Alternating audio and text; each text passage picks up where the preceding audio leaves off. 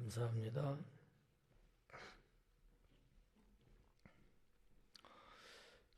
오늘 강해도 지난주에 이어서 세례 요한이란 제목으로 강해하도록 하겠습니다.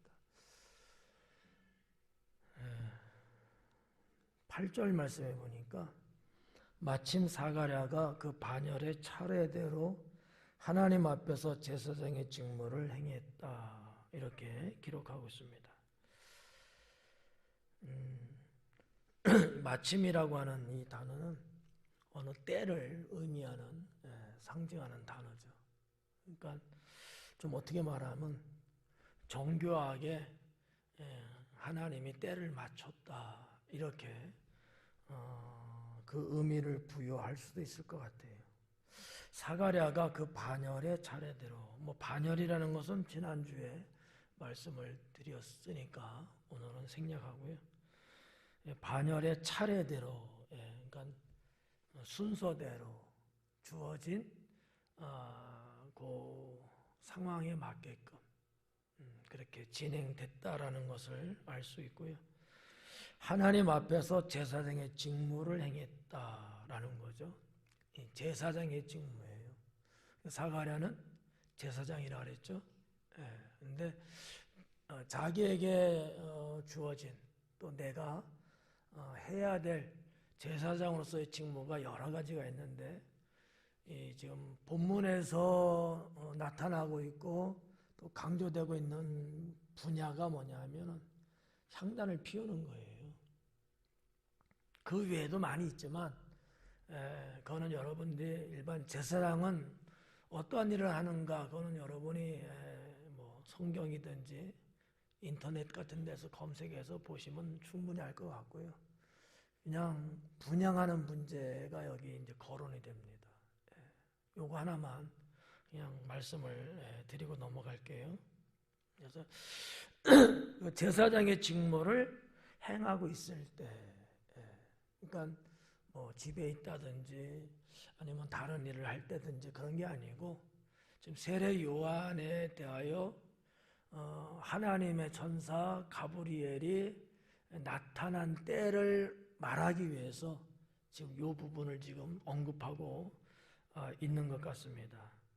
하나님의 일을 할 때 상당히 중요한 거예요.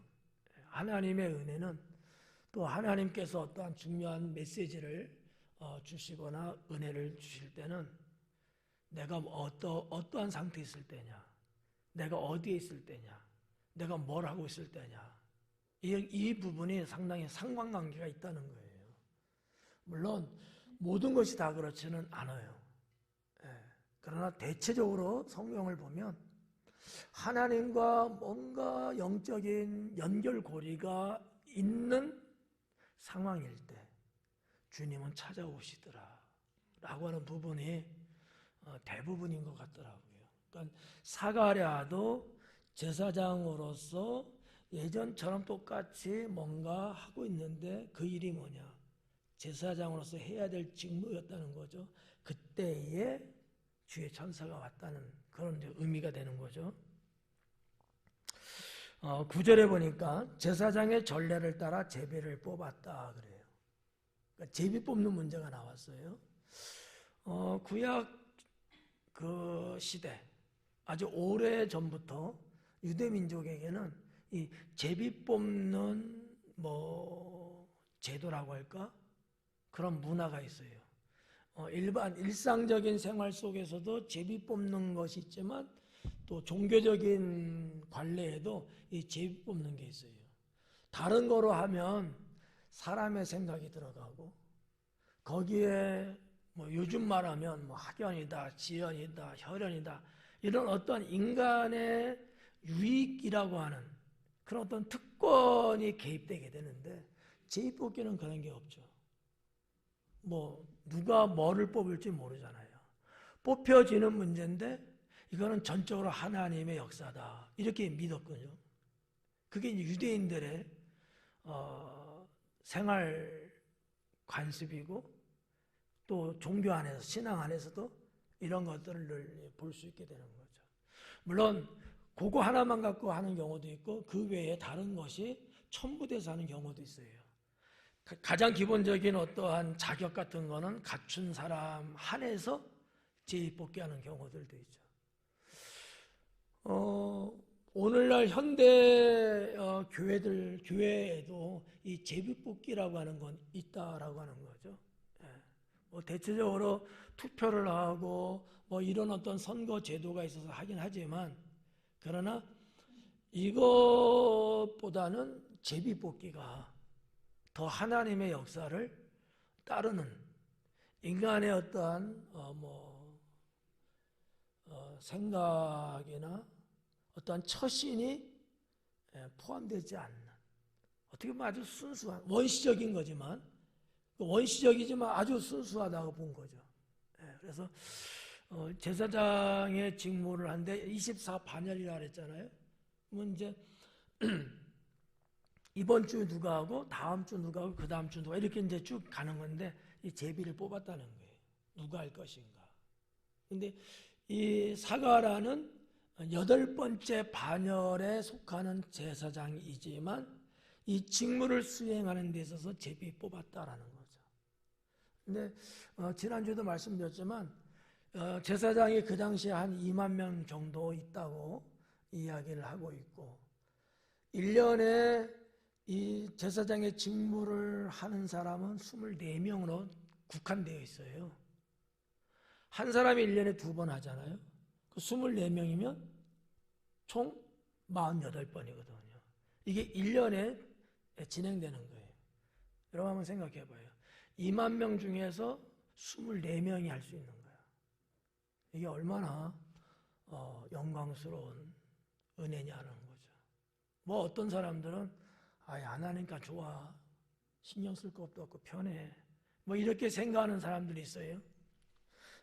교회를 하면서도 교회를 안 하는 게 좋다 그러지, 재직이 되든 이런 분들이. 근데 어떤 분들은 너무 사모함을 갖고 하고 너무 기대를 하고 또 주님의 일을 내가 직접 한다는 것을 상당히 영광스럽게 여기는 그런 신앙을 갖고 있는 분들도 많이 있죠. 여러분은 어떨지 모르겠어요. 내 이름이 주님의 일꾼의 거명이 되고 하나님의 일을 하는데 내가 거기에 포함이 되고, 이것을 정말 영광과 기쁨으로 여기는 사람이어야 되는데 참 그러지 않는 사람도 있죠. 사람의 생각 앞세워서. 아무튼 이 사가라는 이런 지금 상황이라는 거죠. 상황. 그러니까 그냥 여러분이 그냥 보시면 아니야, 제사니까 뭐 할 때가 돼서 했겠구나 뭐 이렇게, 아니면 이거조차도 생각 안 하고 사실 성경을 이제 접근하죠. 근데 성경을 더 자세히 들여다보면 이런 어마어마한 이 영광과 축복의 자리였다라고 하는 것이죠. 이 제비뽑기는 그래서 뭐 어떻게들 생각하고 있었냐면은 하나님이 허락된 자가 되는 거다, 이렇게 봤던 거예요. 하나님이 허용된 자가 뽑히는 거다. 그 여러분 어떻게 해요? 죄 짓는 것을 허용하는 문제 아니잖아요. 하나님께 제사 드리고 백성들을 하나님께로 이끌어가는, 인도하는 이 엄청난 사역에 주님이 나를 부르신 거거든요. 상당히 이런 면에서는 가문의 영광이고, 저는 그래서 이제 이러한 하나님이 허락하셔야 제비에서도 뽑힐 수 있다, 이런 것들을 전체적으로 볼 때 하나님의 섭리가 여기에 있다라고 저는 보는 거죠. 하나님의 섭리 속에 이게 된다. 하나님이 나를 향하신 하나님의 섭리가 없으면 내가 과연 뽑히겠느냐. 모든 것을 하나님의 섭리를 내다보면 이게 얼마나 정말 이 기쁨과 감사의 순간이겠느냐라고 하는 것이죠. 제비를 뽑아 주의 성전에 들어가 분향하고, 그러니까 이미 이제 제비를 뽑아서 확정된 사람이 됐을 때 성전에 들어가서 분향을 하는 거예요. 자, 뒤쪽에는 지성소재 옛날로 보면 여기가 이제 성소예요. 예. 근데 여기에 들어와서 분향한다는 거죠. 분향단은 요 중앙에 있어요. 예. 기구들이 여러 위치가 있는데 중앙에 딱 자리를 잡고 있죠. 여기 들어와서 여기는 아무나 들어올 수가 없어요. 제사장이 하나님께 단을 쌓고 이렇게 분향을 하고 또 날마다 떡상에다가 이런 어떤 하나님께 받으실 만한 것들을 준비할 때만 들어와서 이제 하는 그런 건데 여기에 때를 따라서 이제 샤가라도 들어왔다라고 그 상황 분위기를 기록하고 있습니다. 10절에 보니까 모든 백성은 그 분향하는 시간에 밖에서 기도하더니, 모든 백성은 그 분향하는 시간에 밖에서 기도한다. 자, 우리가 여기서 한번 분향이라고 하는 것을 살짝 한번 이렇게 보고 한번 가보자고요. 성경에서의 구약이든 요한계시록에 이르기까지 성경에서 보면 이 분향한다는 것이 향을 피우는 거잖아요. 불을 피우는 건데 이게 단순하게 일반 모양을 말하는 건 아니다라는 거죠. 유대인들의 신앙 의식 속에 물론 또 이것이 하나님께서 모세 때에 말씀하시고 규정한 게 뭐냐면은 하나님 앞에 이 향을 할 때 그게 하나님께 올라가는 거로 언급을 하고 있다는 사실이죠. 이거하고 기도하고는 매우 상관관계가 있다라고 하는 거죠. 그래서 성도들의 하는 기도가 하늘로 올라가는 향과 같다 그랬거든요. 영적인 얘기죠. 네. 여러분들이 하나님 앞에 기도하면 향을 피면 그 연기가 올라가듯이 성도의 기도가 하나님께 올라가는 거예요. 그래서 향의 그 연기가 올라가는 거, 성도의 기도가 올라가는 것은 같은 개념이라는 거죠. 이거를 위해서 뭘 했다는 거죠? 제사장은 향을 피웠다는 거예요. 근데 이 향 피우는 것이 하루에 2번 있었는데 한 번은 오전 9시에 또 한 번은 오후 3시, 오전 9시와 오후 3시. 근데 이제 좀 불분명한 부분은 있어요. 옛 문헌에는 있지만 오후에는 과연 언제 했을까? 이게 아주 정확하지는 않아요.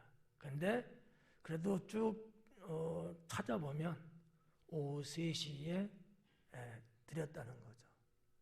여기 지금 그 내용이 나오는 거예요. 그 분향하는 시간에 이 정해져 있다는 거예요. 아무 때나 와서 뭐 이렇게 기도하고 그런 게 아니고, 물론 뭐 일반적인 기도는 그냥 와서 기도할 수는 있어요. 근데 요거는 하나님께 기도하는 시간을 정해놓고 하는 시간대예요. 이거는 정해진 거야. 우리 신앙생활에 있어서도 그냥 하는 기도가 있고요, 하나님께 정하고 하는 기도가 있어요. 뭐 일명 작정기도 이런 말도 하잖아요. 그런 게 일단 정한 거지. 이 정함이 하나님을 대상으로 하는, 하나님을 관계선상에서 놓고 정하고 하는 거거든요. 그거 없이 그냥 정하는 건 아니란 말이죠.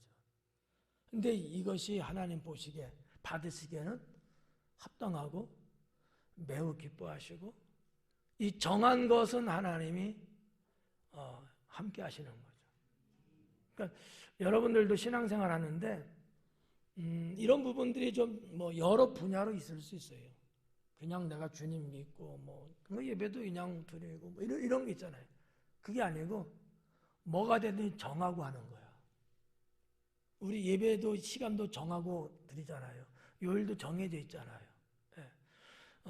우리 교회는 특히 주정 헌금도 정한 헌금이거든요. 그냥 주일날이니까 와서 예배드리니까 드리는 헌금, 이 개념이 아닌 거예요. 하나님 앞에 내가 감사하는 마음으로 예배 헌금을 이렇게 정하고 하겠다. 그 어떠한 약속 아닌 듯한 약속이거든요. 이런 것들이 상당히 중요하다는 거죠. 뭐 봉사하는 일도 내가 해서 나는 뭐 일주일에 뭐는 내가 봉사하겠다. 내가 올해는 내가 정말 주님을 섬기는 마음으로 이것만큼은 내가 좀 정해놓고 해야 되겠다. 뭐 이런 것도 있고요. 성경을 읽어도 그냥 때문 읽고 아니면 안 읽고 그냥 오늘 한 장 읽고 내일 10장 읽고 이런 것도 있을 수 있지만 정하고 또 읽는 경우도 있잖아요. 이게 사람이 내 마음에도 뭔가 큰 유익이 있지만 이것이 하나님과 관계에 있는 일이라고 했을 때는 이건 보통 일은 아니라는 거죠. 조금 과도하게 표현하면 서약한 것과 같다는 거죠. 성경에서 보면 서약한 것, 서원한 것은 하나님이 응답하신다라는 거죠. 예. 그러니까 이러한 부분들, 이 지금 유대 민족들이 성전에 나와서 하나님께 기도하는데 오전 시간대는요 성도가 기도하는 시간은 아니에요. 오후 3시가 성도가 기도하는 시간대예요. 그때는 다 성전에서 뭐 이렇게 저렇게 성전에 다 모일 수는 없잖아요, 유대 민족이. 그럼 아무튼 그 시간은 기억하고 있는 거죠. 예. 뭐 이슬람의 사람들도 보면 하루에 한 5번 정해놓고 기도하죠. 기도하는 시간대가 있잖아요. 그들은 일하다가도 밥 먹다가도 그 시간 되면요 메카를 향해서 엎드려 기도해요. 이것이 신과의 관계거든요. 신과, 우리로 말하면 하나님과 관계예요. 저는 어떤 측면에서 내 신앙생활에 있어서 중요한 것 중에 하나다. 저는 그렇게 봐요. 조금 부연해서 설명한다면 인생을 살 때도 그렇고 신앙생활 하는 데도 그렇고 뭔가 나만의 고유적인 게 있는 게 좋아요. 나만의 고유적인 거. 좀 다른 말로도 표현하면 이것만큼은 내가 날마다 꾸준히 늘 하는 거다. 이런 거 있잖아요. 뭐 예를 들어서 아까도 잠깐 언급했지만 내가 날마다 성경은 내가 몇 장은 읽겠다. 이런 어떤 나만의 패턴을 갖는 게 중요하다는 거죠. 운동도 꾸준히 내가 이만큼은 내가 운동하겠다. 그런 거. 그러니까 일상생활적이든 신앙적인 것이든 나만의 날마다 되어지는 어떤 패턴. 그런 건 참 좋습니다. 건강에도 좋고요. 영적인 면에 좋고요. 더구나 우리 뭐 신앙으로 볼 때에 이렇게 정하고 뭔가 다 한다. 남달라요. 남다릅니다. 제가 말씀드렸잖아요. 나는 날마다 잠자기 전에 침소에 들었을 때 그 하루를 정리하면서 일명 지침 기도처럼 하루를 마무리 짓는 기도를 날마다 한다. 아침에 일어나면 눈을 뜨면은 벌떡 일어나기보다는 그 자리에서 기도를 날마다 한다. 나만의 패턴이에요. 이런 것들. 그러니까 이 제사장의 직무 중에도 그게 있는 거예요. 하나님 앞에 제사를 드리는데 아무 때나 수시로 그냥 드리는 게 아니고 정한 게 있다는 거죠. 그때에 그 직무의 역할을 하는 건데 유대 백성들은 오후 3시에 성전에 다들 모여서 나와서 기도하는데 이때 피우는 양은 무슨 양일까? 그러니까 성도의 기도가 하나님께 상달되게 하기 위한 그러한 향이다라고 하는 거죠. 그러면 제사장이 오전에도 이제 향 피우면서 기도하고 오후에도 이제 하지 않겠어요? 오후에 향 피우면서 하는 제사장의 기도는 순수히 백성들을 위한 기도라고 하는 사실이죠. 더하면 그렇죠. 이 정도로. 그리고 이제 11절에 보니까 주의 사자가 그에게 나타나. 그 전에 모든 백성은 그 분향하는 시간에 밖에서 기도하더니 주의 사자가 그에게 나타났다. 자, 이렇게 기도할 그때에 오후 3시예요. 백성들이 기도할 때니까 그때에 주의 사자가 나타났다.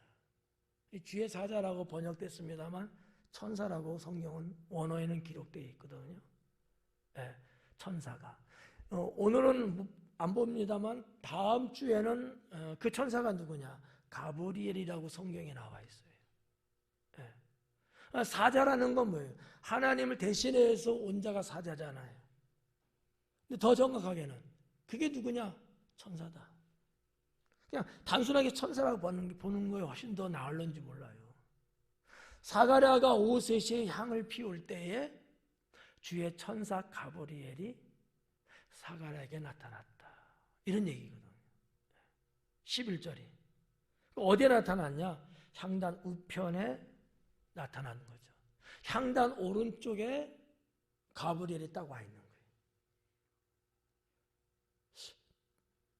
언제 왔을까? 성경에는 없지만 시간이 되어갖고 사가랴가 성소에 들어가서 향을 피우려고 할 때는 아마 없었을 거예요. 있었는데 눈에 안 보일 수도 있겠죠. 아무튼 사가랴가 알았을 때는 향을 피우는 그때였다는 거죠. 근데 위치는 오른쪽이더라.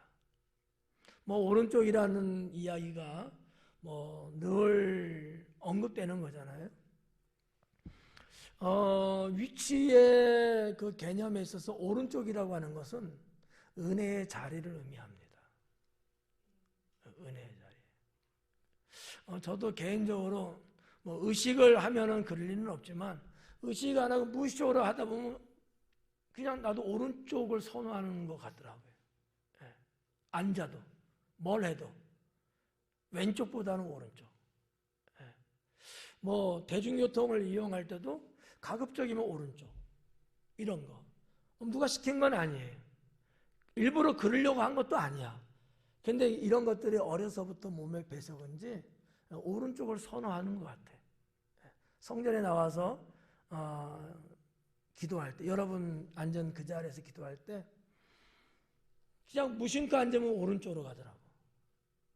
그럼 어디지? 이쪽일까 이쪽일까? 모르는 게 좋아요. 괜히 알면 또 쏠릴라 글로. 그런 게 있는데 아무튼 뭐 성경에서 예수님께서도 승천하시고 하나님 보좌 우편에 앉아 계신다 이런 말씀도 하시고, 우편에 뭐 두 강도가 있는데 우편에 있는 강도가 하늘에 임할 때 나를 기억하소서 구원받는 사건도 그 강도도 우편 강도였고, 하여튼 이런 부분이 있잖아요. 뭐 재물에 있어서 양이냐 염소냐 할 때도 양은 우편에, 염소는 좌편에. 이 좌쪽, 좌라고 하는 것은 세상 쪽이고요, 사탄의 자리고요, 우는 생명의 자리죠. 그리고 주님의 자리죠. 그러니까 이 자리에 대한 내용들이 성경에 보면 이렇게 항상 동일하게 나오더라라는 거죠. 자, 아무튼 좀 이런 여러 가지를 볼 때 우편은 왜 그럴까? 항상 우편은 은혜를 베푸는 자리더라 라고 하는 거죠. 세상 말로 가브리엘이 우편에 있는 게 우연이었을까? 아닌 것 같아요. 그거 자체도 메시지가 아닐까.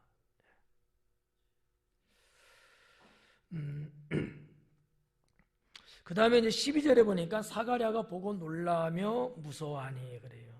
깜짝 놀란 거죠. 없었는데, 아니면 눈에 안 보였는데 쑥 보니까 천사가 와 있는 거야. 얼마나 놀랐겠어요? 안 놀랐나? 네. 천사는 좋은 존재지만, 선한 존재지만, 그러나 일상 우리의 평상시 생활 속에 그렇게 나타나는 천사는 아니잖아요. 쉽게 특별한 뭔가 있을 때 그때 천사가 나타나고 그러는 문제인데, 사가랴는 놀란 거예요. 왜냐, 여긴 그 자리는 향단의 우편에, 거기는 일반 백성들도 그건 있을 자리가 아니거든요. 제사장이 제사를 집례하기 위해서만 오는 그 자리, 제사장만 있어야 되거든요. 사람이 있어도 깜짝 놀라고 뭐야 이럴 텐데 천사가 와 있는 걸 본 거야. 한편으로는 좋으면서도 한편으로는 깜짝 놀랐겠죠. 근데 여기 보니까 놀랄 정도만 아니고 두려웠다라는 거죠. 무서워했다는 거예요. 왜 그랬을까? 천사가 나타날 때는 보편적으로 두 가지 의미가 있다고 봐요. 하나는 좋은 소식, 은혜, 능력을 주시기 위할 때 오고요. 또 하나는 사망을 부를 때 오죠. 예. 심판한다든지 경고한다든지 이럴 때. 그러니까 사가랴가 제사장이니까 그 정도는 아마 알고 있지 않았겠어요? 왜냐하면 구약 시대 때 주의 천사들이 나타나고 있었던 사역들을 알 거란 말이죠. 그런 부분들.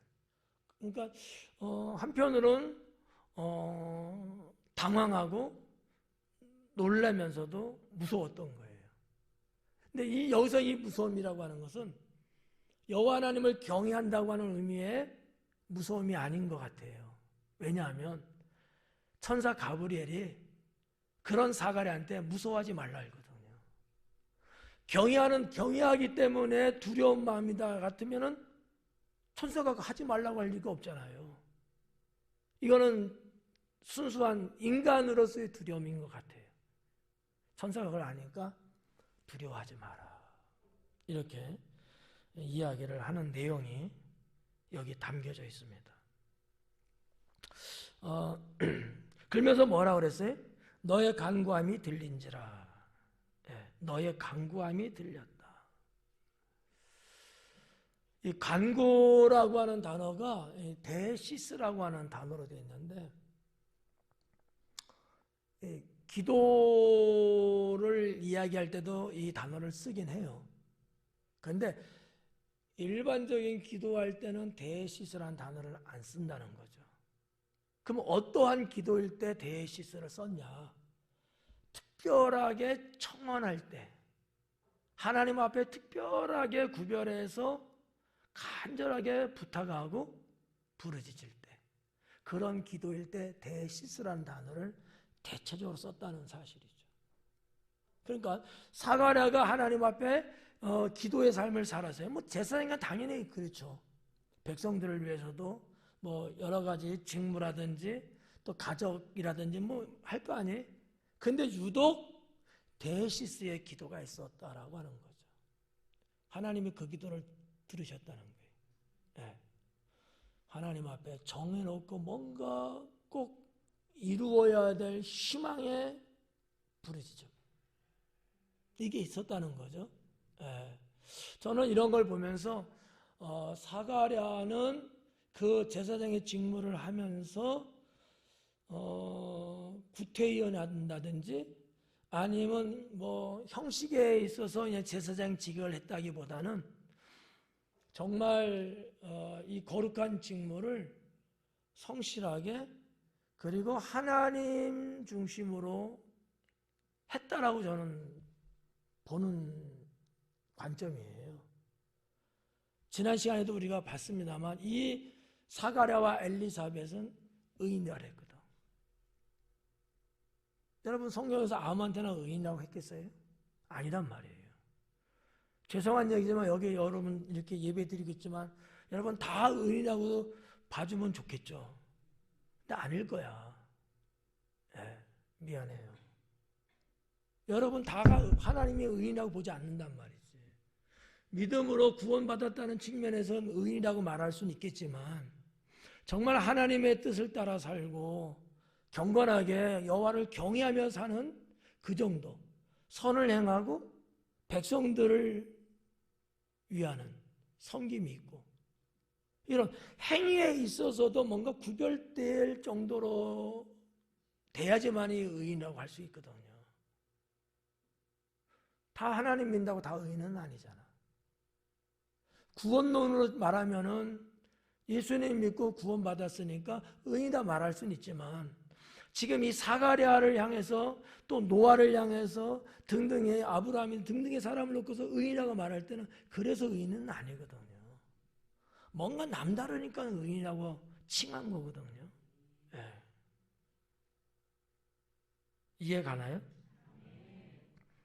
여러분은 어떻게 살아야 되겠어요? 하나님 앞에 의롭다라는 말을 들어야 되겠어요? 아니면 그런 소리 평생 한 번도 듣지 못하고 살다가 때가 되니까 죽고 그래야 되겠어요? 그렇죠. 뭔지 몰라도 아무튼 그래야죠. 근데 그게 그냥 되는 건 아니지 않느냐. 하나님을 믿되 정말 하나님의 뜻과 은혜와 섭리 가운데 내가 오직 믿음으로 주님을 경외하고 삶 속에서 경건하게 살 때 의인이로구나 이럴 수 있는 거죠. 그래서 너의 간구함이 들린지라 라는 거죠. 네 아내 엘리사벳이 네게 아들을 낳아주리니. 야, 그러면 사가랴의 데시스, 사가랴의 간구의 내용이 뭔지 답이 나왔죠. 뭐예요? 아들? 딸이면 안 될까? 네? 사가랴는 제사장이니까 딸이든 아들이든 상관은 없고 다 감사한 일이겠죠. 왜냐? 자식이 없으니까. 뭐 젊어서 자식이 없으면 뭐 또 어떻게 또 시간 가면 또 낳겠지라는 희망이라도 있는데 자녀를 낳을 만한 나이는 이미 지났다는 거죠. 나이가 많다고 성경이 기록했잖아요. 그리고 무자해. 근데 직분은 제사장이야. 뭐가 됐든지 주시면 감사하지만 하나님 앞에 데시스의 기도를 했을 때는 뭐를 놓고 기도했을까? 아들이었다는 거지. 왜요? 무조건 아들이 최고니까? 요즘은 아니래. 딸이랄더만. 난 몹시 나는 섭섭하더라고. 내가 제사장이잖아요. 여러분, 유대인들에 있어서 제사장이라는 것은 하나님이 주신 직분 아니겠어요? 그리고 이 직분은 뭐예요? 대를 물리잖아요. 아무나 내가 제사장하고 싶다고 해서 되고 시험 봐서 되는 거 아니잖아요. 이건 오직 하나님이 초대 아론 때 시작해서 그의 후손들만 하는 거잖아요. 사가랴는 대가 없어. 나를 이어서 할 자가 없는 거예요. 이건 제사장으로서 당시의 제사장들에게는 비극인 거거든요. 뭐 저주까지는 아니지만 거의 흡수할 정도로 본인들은 그렇게 받아들일 수 있다는 거죠. 그러니 여러분 얼마나 속이 타들어가고 얼마나 이 문제를 놓고 고심하고 기도했겠어요. 한 1년 했을까? 얼마나 했을 것 같을까? 뭐 정확하게는 알 수 없지만 수십 년 했을 거예요. 아이를 낳을 수 없을 만큼의 나이를 먹었고 결혼할 당시에는 언제 했는지는 모르지만 그래도 그 대충 나오지 않겠어요? 그 당시에 결혼 연령이 어느 정도 였는지. 그러면 아마 못된 한 20, 30년은 되지 않았을까. 근데 그 기도를 하나님이 받으셨다는 거죠. 네. 아니 근데 하나님도 참 이상하죠. 좀 일찍 주셨으면 안 됐을까? 그렇잖아요. 꼭 그렇게 오랜 시간 동안 기다리셔야 됐을까? 사가랴의 기도가 그만큼 부족했을까? 어때요? 눈싸움 하자는 것 같아.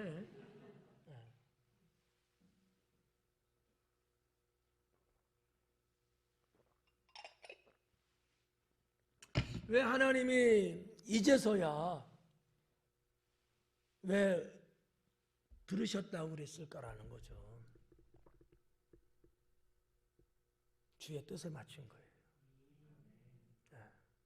그러니까 예수님의 사역을 위해서 하나님이 하시는 건데 때가 아닌 거야. 하나님의 때에 쓰시려고 한 거예요. 섭리죠. 아까 사가랴 제사장도 차례를 따라서 하고 제의법규하고 이런 모든 것들 다 하나님이 허락해서 된 거지만 그것 자체도 섭리다 제가 말씀드렸는데 아들을 하나님께서 주시는 문제도 사가랴의 개인적인 시간에 맞춰서 주시는 게 아니에요. 만약 그때 줬으면요, 이 요한은요 그냥 일반 평범한 사람일 뿐이에요. 아무 상관없어요. 지난주에도 말씀드렸죠. 결핍이라는 거 아까 우리 민권차님도 기도하시면서 언급했는데, 사람의 눈으로 생각으로는 지금 나의 결핍이야. 사가랴는 한 남성으로서의 결핍된 사람이거든요. 안 그럴까? 아니야, 사가랴가 문제가 아니라 엘리사벳이 문제인가? 하여튼 누가 되든지 간에 결핍이잖아요. 남들 다 자식 낳을 수 있는데 자식 못 낳고 있잖아. 이것처럼 큰 결핍이 또 있을까요? 유대인들의 의식 속에는 이렇게 무자한 거는 하나님의 심판이라고 많이 봤거든요. 죄로 인한 엄청난 결핍이죠.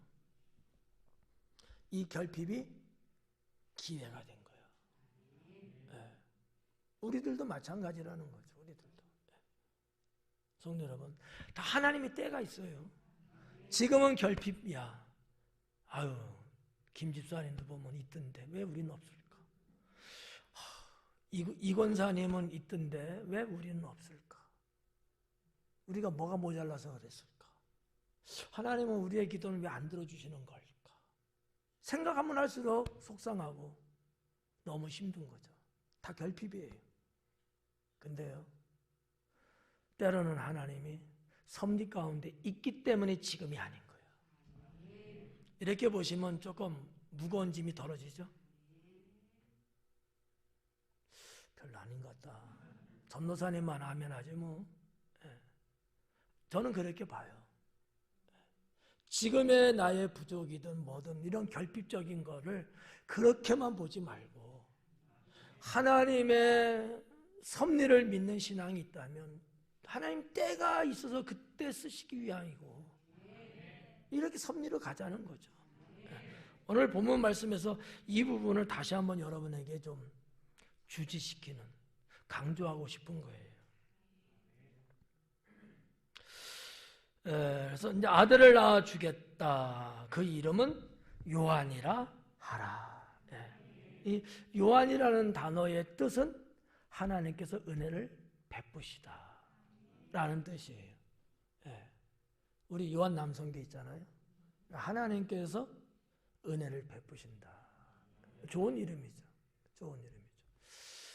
자, 이제 이 주의 천사가 아들을 낳을 것이라는 것도 고지했어요. 알려주었어요. 그리고 그 아들의 이름이 원준이라고 기도했어요. 요한이다. 이렇게 이 정도로 하나님이 사가랴 집안에 깊이 들어갔어요. 뭐 때문에? 하나님의 일을 하기 위해서. 하나님의 일을 하기 위해서. 이렇게 보면 영광이죠. 물론 뭐 인간적으로는 고달프고 힘들고 안쓰럽고 그렇죠. 뭐 다 아는 얘기지만 세례요한이 이렇게 해서 출생하고 이렇게 해서 컸는데 부모하고 같이 안 살잖아. 성장해서 광야에 나가서 외치는 자의 삶을 살잖아요. 부모의 마음에는 어떻게 했어요? 상당히 속상하고 그런 게 있지 않겠어요? 여러분 안 그래? 다 그거 같이 정말 사랑하고 그렇게 즐기며 행복하게 살고 싶은데 이 자식은 그냥 뚝 떨어져 살려고 하는 거야. 어쩔 수 없지라는 마음이 한켠에 있지만 또 마음 한켠에는 상당히 슬픔이죠. 이런 부분들이. 더군다나 뭐 세례요한, 예수님도 그 연령에 돌아가셨지만 세례요한도 그 연령에 돌아가시는 거 아니에요. 얼마나 여러분, 우리는 다 알고 지금 있는 거지만 이런 것들이 가족사로 볼 때는 하나님의 개입하시고 하나님이 뭐 들어쓰는 것이 인간의 개인적인 측면에서는 상당히 고달프고 힘들고 어려운 거지만 영적으로는 그보다 영광스러운 거는 없는 거겠죠. 우리 목사님들의 세계도 그러지 않겠나라고 생각해요. 남들처럼 평범하게 그냥 생활하면서 하나님 잘 믿으면 되지. 그 어려운 길을 가겠다고. 예. 뭐 어떤 부모는 그냥 박수 막 쳐주는데 우리 부모님은 말릴 수는 없지만 그다지 즐거워하지는 않았던 것 같아요. 너무 힘든 길이니까. 예.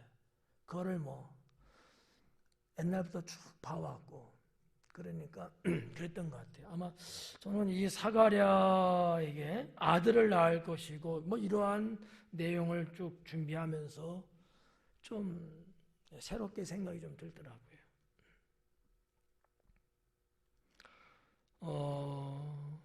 좀 넘어가서 14절에 너도 기뻐하고 즐거워할 것이요 많은 사람도 그의 태어남을 기뻐하리니 너도 기뻐하고 즐거워하고 너도 기뻐한대. 사가랴 아들이 태어나면 너도 기뻐하고 뭐 당연히 기쁘죠. 아까도 말했지만 딸이든 아들이든 자식이 생기면 기쁜 건데 더구나 내 제사장의 직을 물려받을 수 있는 아들이 태어난다니까 얼마나 기뻤겠어요. 얼마나 기뻤겠어요. 그 부분을 말한 거예요. 그 뒤에 가니까 뭐래? 많은 사람도 그의 태어남을 기뻐한다. 많은 사람이라는 말을 썼는데 이 많은 사람이라는 얘기는 숫자적으로 정말 많은 거야. 근데 성경적으로 우리가 보면 유대 민족을 말하는 거예요. 여기서 많은 사람이라는 대상은 유대 민족이에요. 이거를 조금 복음적으로 표현하면 이방인들인 거죠. 그러니까 좀 성경을 복음적으로 구원론적으로 재분석을 해보면 많은 사람이 요한의 태어남을 기뻐한다는 것은 훗날의 이방인들이 이런 하나님의 구원의 계획 속에 이루어진 이런 거 그리고 요한의 출생 이것을 상당히 기뻐한다는 거죠. 우리에게 믿음의 이와 같은 선진들이 없었다면 우리에게 구원은 불가능합니다. 하나님의 모든 서정 속에 있는 거거든요. 뿌리가 없이 줄기는 있을 수 없잖아요. 그런 개념이죠. 그렇다면 우리는 그 뿌리에 대해서 감사할 줄 알아야 되거든요. 여러분들은 언제 예수님 영접해서 지금 여기까지 왔는지는 사람마다 다 다르니까.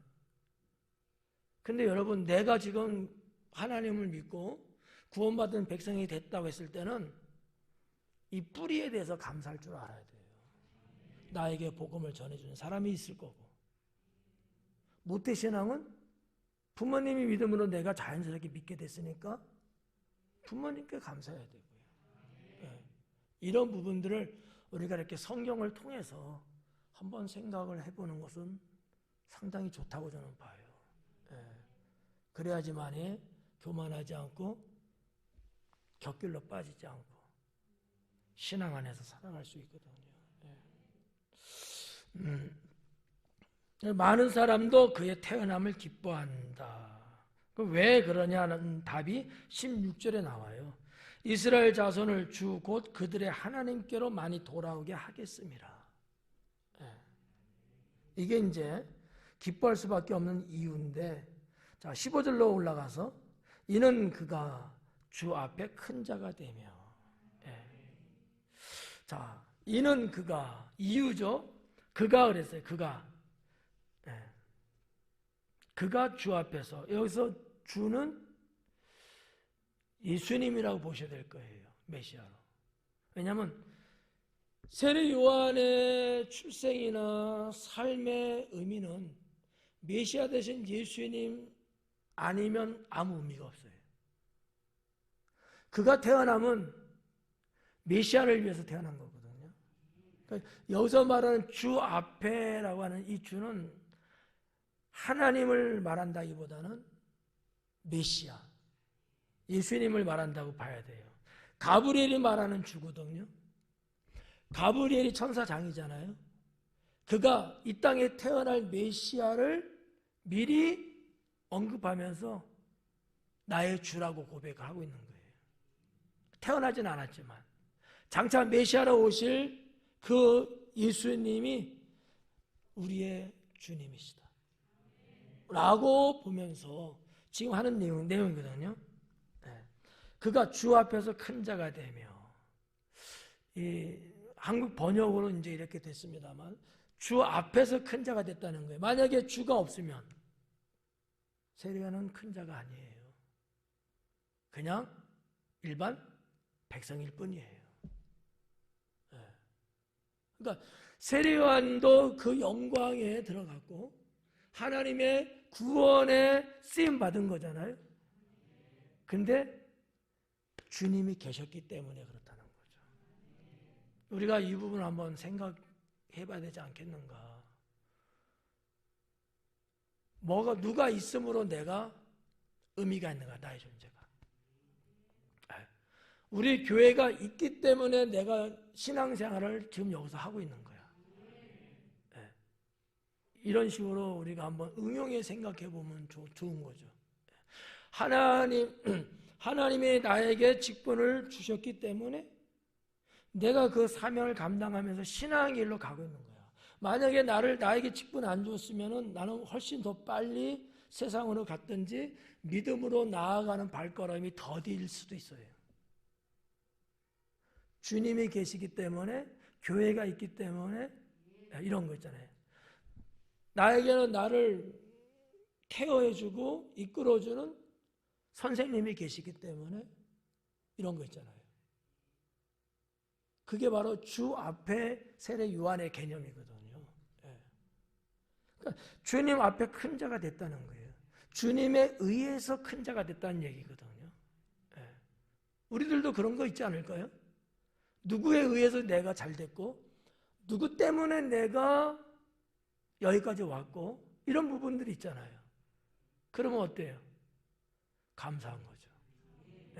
이거를 모르고 산다든지 무시하고 산다는 것은 글쎄 뭐 인간적으로 보나 신앙적으로 보나 이건 어떻게 보면 배은망덕한 것 같은, 사람이지만 사람의 도리는 없는 그런 것들인 거죠.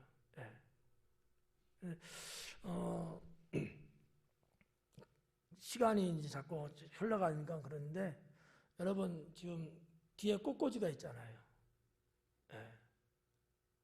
예를 드리는 거예요. 저 꽃꽂이가 있으므로 내가 성전에 와서 예배 드리는데 은혜를 하나님께 나아가는데 더 원활하게 해줄 수 있다라는 거죠.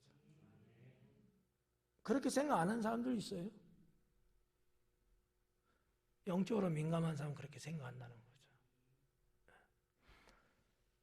반주자가 있어서 반주를 해주니까 우리가 찬양을 훨씬 더 매끄럽게 할 수 있어요. 그렇죠. 무반주로 물론 찬양할 수는 있어요. 그러나 반주자가 있으므로 더 훨씬 찬양하기가 좋죠. 이런 개념으로 여러분이 보시면 어때요? 모든 게 감사하지 않을까요? 앞에 걸리적거려서 귀찮아요? 감사하잖아요. 그래서 이제 큰 자가 된다. 큰 자가 일단 된다 그랬어요. 그 다음에 요한은 포도주나 독한 술을 마시지 아니한다. 요한에 대한 정의를 지금 정리하고 있는 거예요. 요한은 포도주나 독한 술을 마시지 않는다 그러는 거죠. 뭐 포도주는 뭐 다 알고 있는 사실이고, 포도주는 그죠? 여러분도 포도주 안 마시죠? 지금도 마시고 있어요? 안 마셔요? 홀짝홀짝 마시는 거 아니야 혹시? 잠이 안 오니까 뭐 이렇게 좀 대용으로. 안 마셔도 잠이 잘 와요? 포도주는 잘 알고 있는 내용인데 여기 독한 술이라고 표현했거든요. 옛날에는 뭐 소주 내지는 독주라고 번역도 했어요.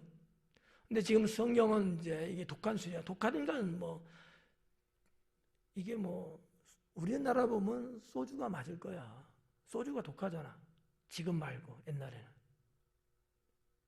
안 마신 것처럼 딱 침이 떼어져 있는데, 오전 예배 때는 이 부분 좀 다루었는데 지금은 안 다룰게요. 시간 너무 많이 가갖고.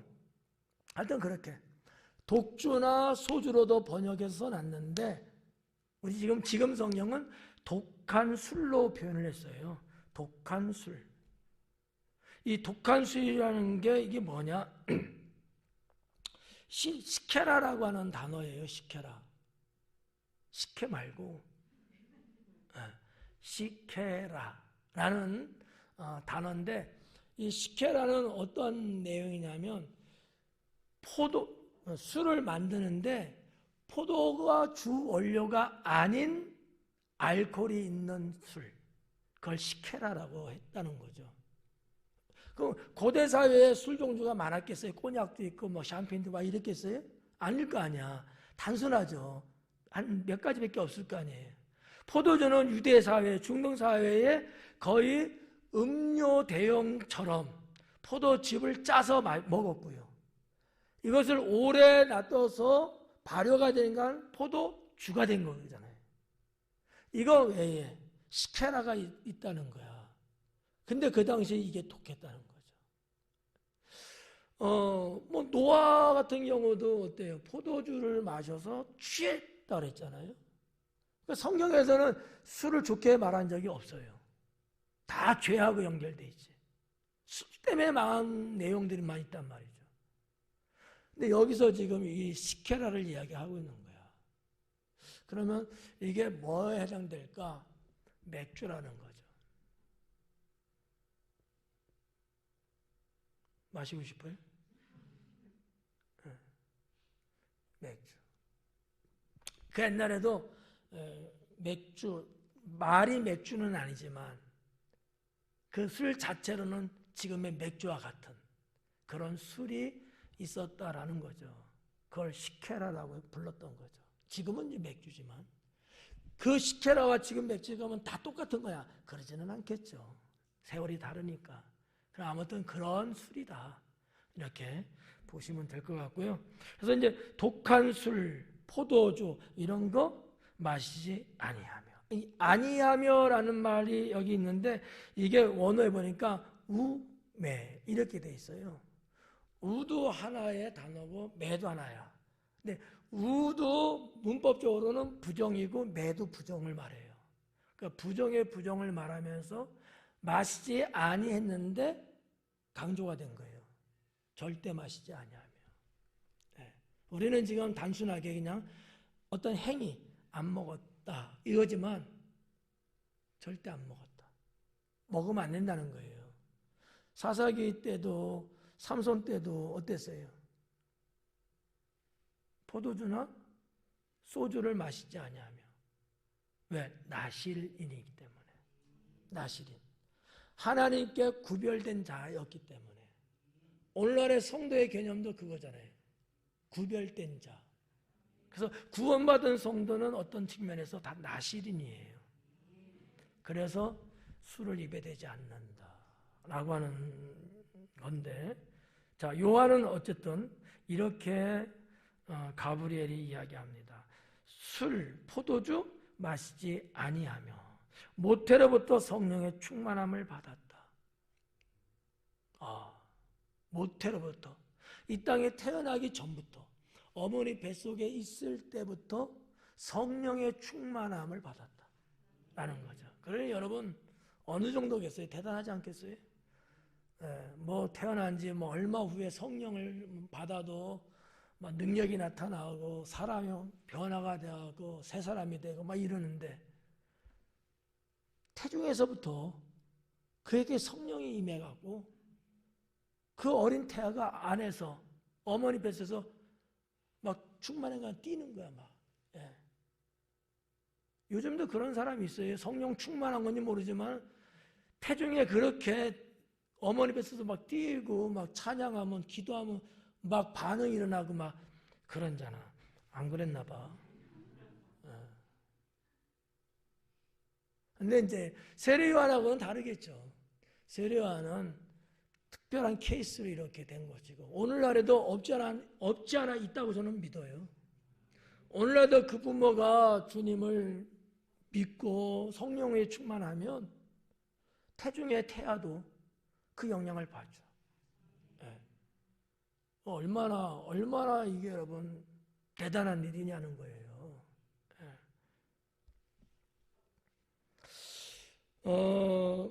16절에 이스라엘 자손을 주 곧 그들의 하나님께로 많이 돌아오게 하겠습니다.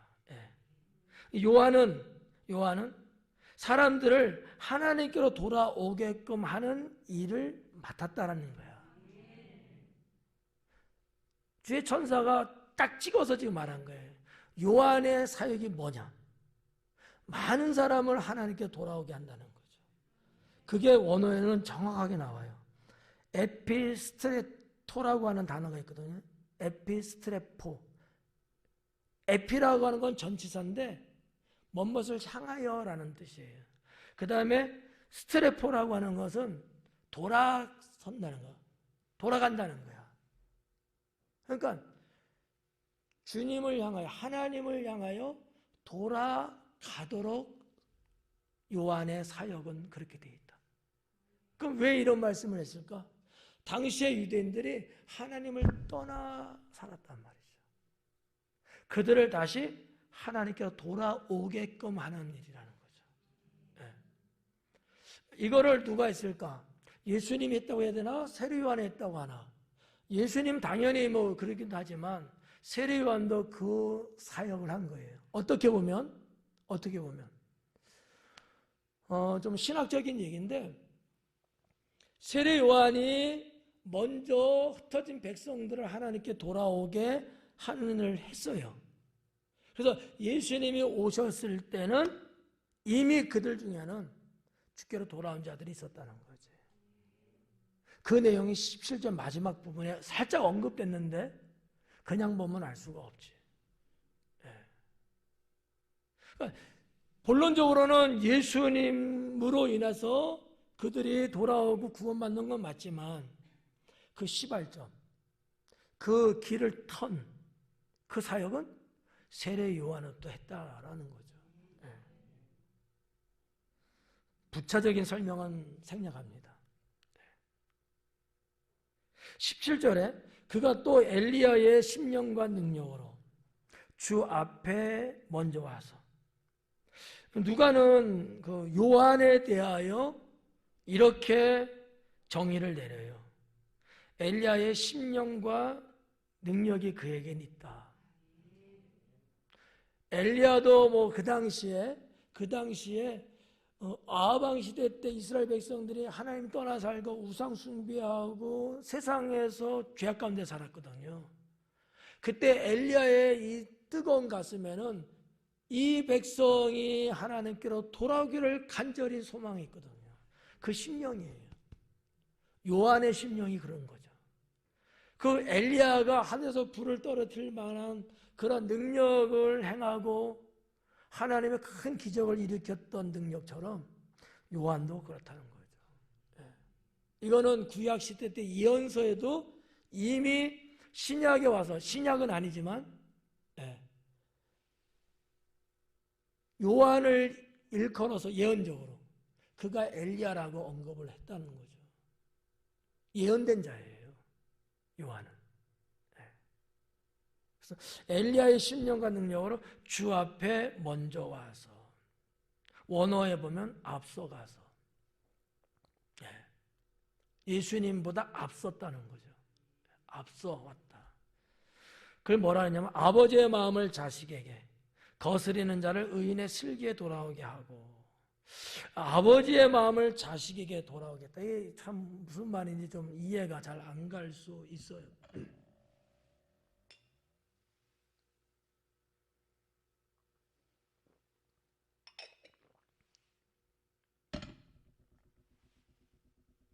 제가 볼 때 아버지의 마음을 아들에게, 이 얘기는 이렇게 보면 어떨까? 아버지의 마음은 뭐를 말하냐면 지금 세례요한 출생하는 그 당시에 사람들 있잖아요.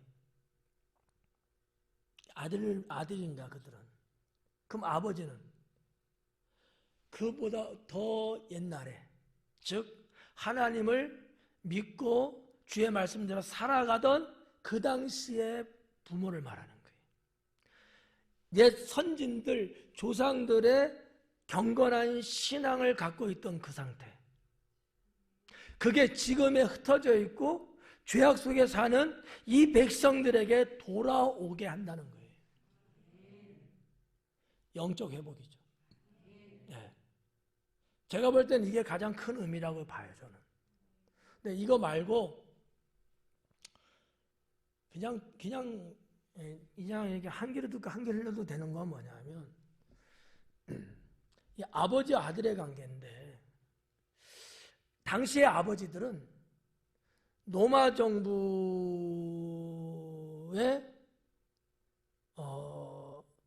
좋게 말하면 협력이고 나쁘게 말하면 결탁한 거예요. 그렇게 살았어요. 부모들은 그게 뭐 이유가 뭐 있을 수 있겠죠. 그렇게 해서라도 내 가족을 지켜야 된다니 뭐 있겠지 뭔가.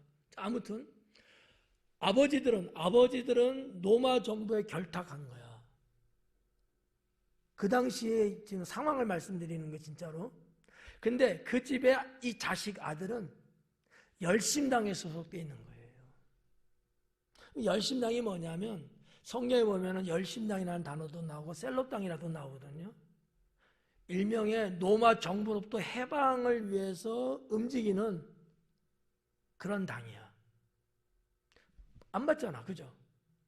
아버지는 로마 정부에 결탁해서 어떻게든지 뭐 이렇게 돈도 좀 하고 뭐 명예도 좀 하고, 아들은 질색인 거지. 지금 우리가 지금 로마로부터 자유를 가져와야 되는데 부딪히는 거지. 뭐 이사야서를 뭐 놓고 보든지 예언서를 놓고 보면 이런 것들이 어떤 걸까요? 부딪히고 쪼개진 파괴되는 가정이 회복됨을 말하는 거죠. 이스라엘의 회복을 말하는 건데, 그 내용상으로 들어가면 그 당시 사회상 가정이라고 하는 존재는 이 정도로 피폐해졌다는 거예요. 예. 또 하나 뭐 곁들여서 예를 들면 이런 것도 있어. 유대 사회에 종교적으로, 자 예를 들면 형은 바리새인이야, 아우는 사두개파야. 뭐 여러분들은 뭐 의미도 감도 없을 거예요 아마. 그게 뭔지. 이거는 엄청난 분란인 거예요. 바리새인들은 하나님 믿는 정도가 아니고 영의 세계를 믿고 부활도 믿고 천국도 믿고 천사도 믿고 다 믿어. 뭐 형식이긴 하지만 하나님께 드리는 제사도 율법도 다 하면서 살려고 하잖아. 그래도 형식이라 할지라도 어쨌든 있잖아. 사두개는 이런 영적인 건 안 믿어요. 요즘 말로 말하면 인본주의 신앙이고 자유주의 신앙이야. 한 집안에 이게 있는 거야. 어떻게 했어요? 사이 좋을까? 전쟁 아닌 전쟁인 거죠. 이것이 유대 사회의 모습이었다라는 거죠.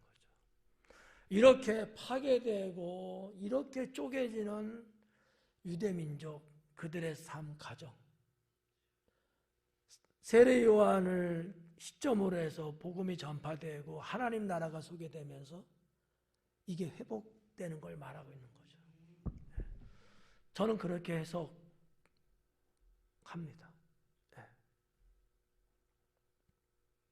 그리고 뭐 거스리는 자를 의인의 슬기에 들어오게 한다. 이 거스리는 자는 불순종을 말하는 거예요.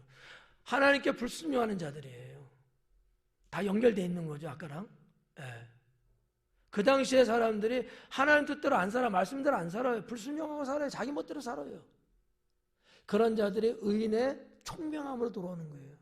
의인의 슬기라고 번역됐습니다만 똑같은 거예요. 총명인데 의인의 총명함으로 돌아온다는 거예요. 그 무슨 얘기야?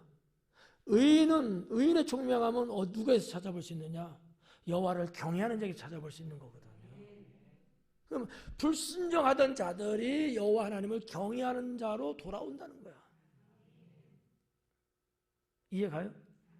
그러니까 어떻게 보면 앞에 있는 거나 뒤에 있는 거나 의미적으로는 다 같은 회복, 구원, 그런 거를 지금 다른 각도에서 이렇게 지금 말하고 있다고 보는 거죠.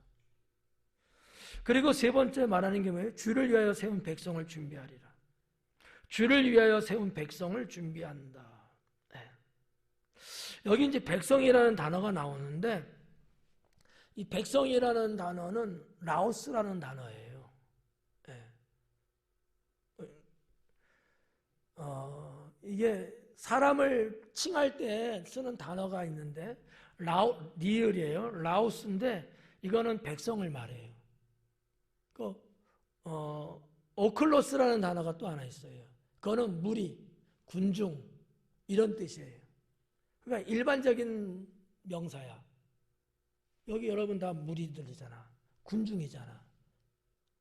근데 이게 아니고 라오스를 쓴 거라고 하는. 백성을 준비한다는 거지. 하나님 백성이에요. 이 백성이라는 라오스가 갖고 있는 의미가 뭐예요? 예수님 믿고 따르는 자들을 말하는 거예요. 아까 좀 전에 제가 말씀드렸잖아요. 17절 마지막 부분에 있다고. 세례 요한은 예수님 메시아가 이 땅에 왔을 때 그 예수님을 믿고 따를 수 있는 자들을 이미 세례 요한을 통해서 만드는 거야. 이해 가나요? 예수님이 오셔서 예수님이 처음부터 다 한 게 아니고 세례 요한이 일찍이 복음을 전하면서 하나님 나라를 전하면서 주의 백성들이 어떻게 살아야 된다는 것을 전하면서 이미 그 초석을 닦은 거야. 그래서 예수님이 공생의 3년 시작할 때에 그 주님을 받아들일 수 있는 백성들, 이미 주님께로 돌아온 백성들이 있다고 하는 거죠. 17절 마지막 부분에서 그거를 뽑아볼 수 있는 거죠. 그러면 세례 요한의 사역이 얼마나 중요했는가 우리가 알 수 있죠. 이것 때문에 세례 요한이 이 땅에 온 거예요. 저는 그렇게 믿어요. 예수님보다 앞서 왔다. 와서 그가 사역을 하는 거예요. 이게 세례 요한의 사역이야. 뭐를? 예수님의 복음을, 예수님을 받아들일 수 있는 사람들을 이미 그가 형성해 가고 있는 거야. 17절 여기까지. 더 이상 말하면 제 목이 너무 아파갖고. 다 여러분이 다 이해가 되고 알아들을 수 있잖아요. 그래서 17절 이렇게 보고 18절 계속 이어지는 건데 그냥 여기서 이제 시간 때문에 자른 거고요. 다음에 이제 18절서부터는 좀 더 가브리엘 천사가 전해주고 있는 뒷부분의 내용들 이런 것들을 좀 보도록 하겠습니다. 기도하겠습니다.